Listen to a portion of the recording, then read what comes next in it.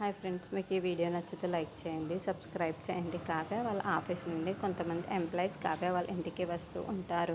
ఇంతలో అక్కడున్న కావ్య వాళ్ళని చూసి ఎందుకు వచ్చారు అని చెప్పేసి అడుగుతూ ఉంటుంది. ఆ మాటలు వినగానే అక్కడున్న ఎంప్లాయీస్ అందరూ కూడా, సార్ ఉండేటప్పుడు మాకు బ్యాలెన్స్ అన్నీ క్లియర్ చేసేవారు, కానీ ఇప్పుడు ఆ బిల్లులు అలాగే ఉండిపోయాయి, మనీ క్లియర్ చేస్తే చాలా బాగుంటుంది అని చెప్పేసి అంటాడు. ఆ మాటలు వినగానే అక్కడున్న వాళ్ళందరూ ఒక్కసారిగా షాక్ అయిపోతూ ఉంటారు.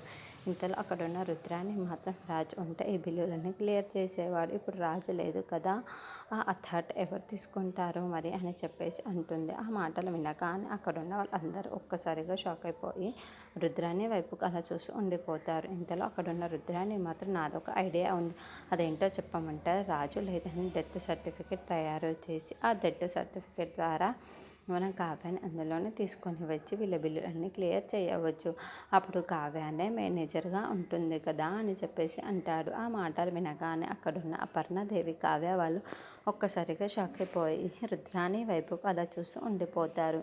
ఇంతలో అక్కడున్న రుద్రాని డెత్ సర్టిఫికేట్ తీసుకొని వచ్చి, ఇదికే ఇక్కడే సైన్ చేయాలి అని చెప్పేసి అపర్ణదేవికి చూపిస్తూ అది చూడగానే అక్కడున్న అపర్ణదేవి చాలా కోపంగా రుద్రాని దగ్గరికి వెళ్ళి, ఏంటి ఏం మాట్లాడుతున్నా, నా కొడుకు బ్రతికే ఉన్నాడు, అది వాస్తవం అని చెప్పేసి అంటూ ఉంటుంది.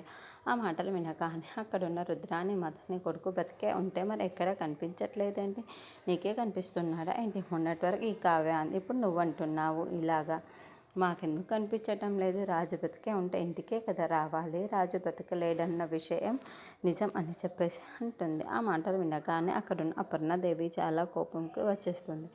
ఇంతలో అక్కడ ఉన్న రుద్రాని మాత్రం, ఇదిగో డెత్ సర్టిఫికేట్, దీని మీద సంతకం చేయని అంటుంది.